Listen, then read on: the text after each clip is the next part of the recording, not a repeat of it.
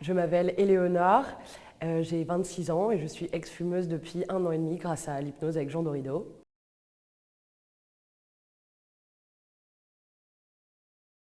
J'ai commencé à fumer autour de 16 ans, probablement pour faire comme tout le monde et comme les grands qui étaient plus cool.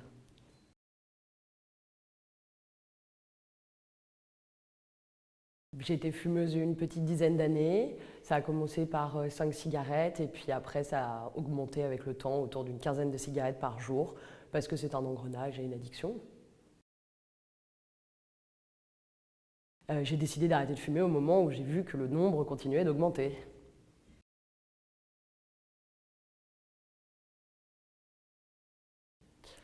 Ça n'a pas été tant difficile pour moi d'arrêter de fumer une fois la décision prise, puisque grâce à l'hypnose, ça s'est fait assez naturellement.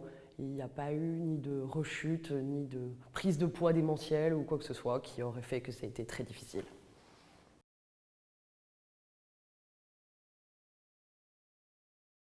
J'en ai entendu parler par une amie qui avait utilisé les services de Jean et pour qui ça avait très bien marché.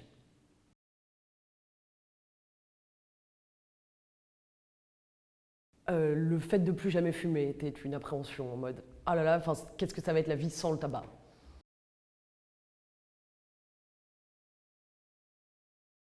Ce qui m'a poussée à arrêter l'hypnose pour arrêter de fumer, c'est que j'avais eu des bons retours là-dessus et aussi également que les gens m'avaient dit qu'il n'y avait pas de prise de poids ou de craving derrière.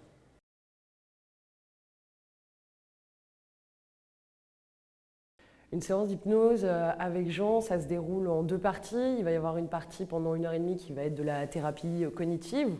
Il vous explique les mécanismes et pourquoi un fumeur fume.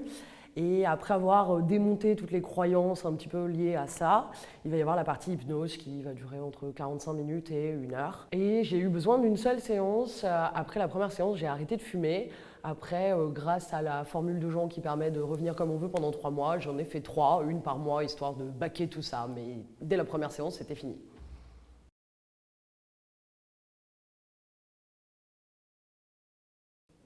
Ça a aidé à réduire cette envie et à maintenir ce reste d'envie acceptable.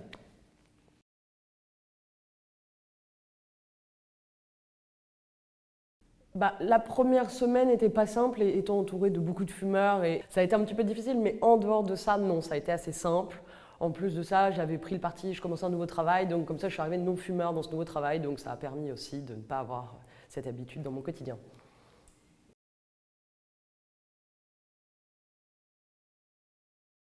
Donc depuis que j'ai arrêté de fumer, je me sens merveilleusement bien et je ne perds ni mon temps ni mon argent et je respire mieux.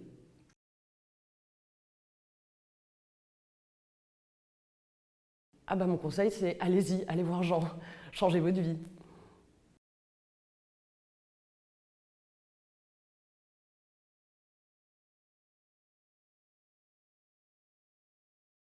Alors, depuis combien de temps j'aide les fumeurs à arrêter de fumer? Écoutez, ça fait exactement 20 ans. Je n'ai pas vu le temps passer et c'est un fait. J'ai commencé en 2003, j'étais jeune ingénieur à l'époque et je fumais beaucoup. Je m'étais fait aider pour arrêter de fumer et ça a vraiment déclenché une espèce de vocation. Et par une suite de concours de circonstances, en fait, j'ai appris le métier et ça fait 20 ans que j'exerce ce beau métier d'aide au sauvage tabagique. J'ai aidé, c'est vrai, plusieurs milliers de fumeuses et de fumeurs à arrêter de fumer depuis tout ce temps.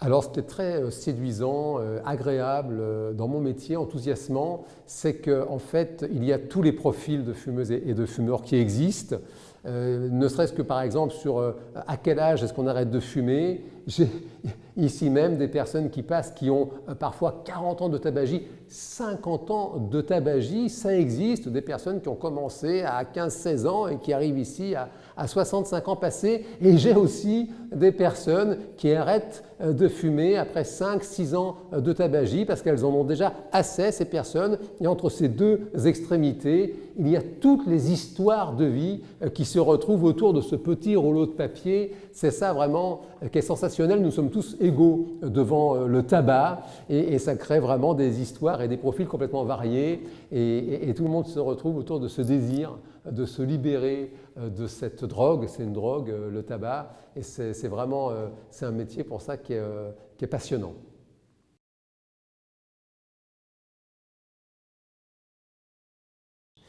Alors pourquoi c'est difficile d'arrêter de fumer? Alors d'abord, c'est l'occasion de rappeler que quand on s'y prend bien, ça n'est pas si compliqué que ça en réalité. Ça reste un travail certes, pour autant tous les fumeurs, les fumeuses peuvent arrêter de fumer à condition justement d'avoir un accompagnement de qualité, un accompagnement adapté. Et si vous voulez, la difficulté, c'est que le tabac, la nicotine notamment, c'est une drogue à accoutumance et c'est une drogue dont la dépendance comporte une dimension psychologique majeure. Et c'est pour cela, finalement, ce n'est pas tant le fumeur, la fumeuse qui a du mal à arrêter de fumer, ce sont souvent les professionnels du sujet qui n'ont pas l'expertise nécessaire sur la science du comportement pour précisément accompagner la personne dans son désir de se libérer de ce produit. Et c'est un fait, quand vous vous y prenez bien, parce que c'est là que ça se passe essentiellement, eh bien vous réussissez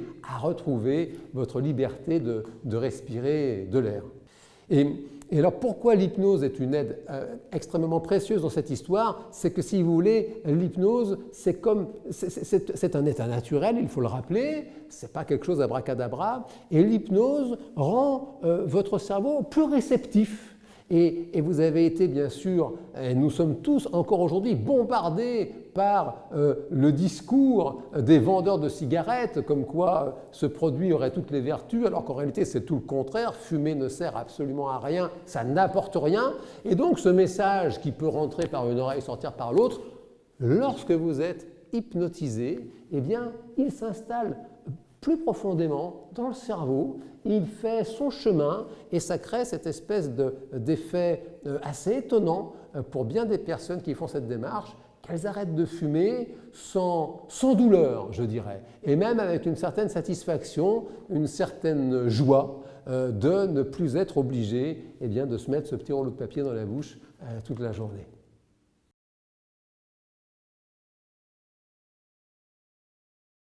Alors ma plus grande satisfaction dans mon métier, c'est les personnes qui précisément jettent leur paquet de cigarettes avant de partir et que je vois partir parfois vraiment sur un nuage. Ce que le fumeur, la fumeuse imaginait comme impossible, il est très fréquent, il faut être sincère, d'avoir des personnes qui arrivent extrêmement sceptiques parce que leur cousin, leur cousine, leur beau-frère leur a dit « si, je t'assure, tu verras, c'est bien ».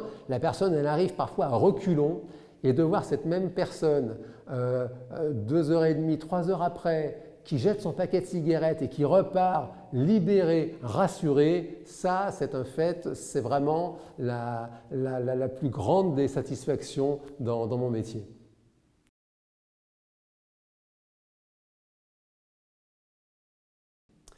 Alors pourquoi ne pas hésiter à avoir recours à l'hypnose pour arrêter de fumer? D'abord parce que le premier point, arrêter de fumer, vous ne pouvez pas vous tromper de vous engager dans un processus d'arrêt du tabac, ce sera l'une des meilleures décisions de votre vie. Et puis deuxième point, pourquoi l'hypnose? Parce que ça fait vraiment partie des thérapies les plus satisfaisantes sur le sujet, c'est confirmé par bien des études expérimentales. La dépendance au tabac comporte une dimension psychologique majeure. Et l'hypnose, il faut le rappeler, c'est le dernier point, c'est la source de toutes les psychothérapies, c'est même la source de la psychologie moderne. C'est une discipline qui a toujours été utilisée dans le domaine de la psyché. Et quand vous associez les deux, ce beau projet, ce formidable désir d'arrêter de fumer et que vous utilisez l'hypnose pour ça, écoutez, vous ne pouvez pas vous tromper, ce n'est pas possible.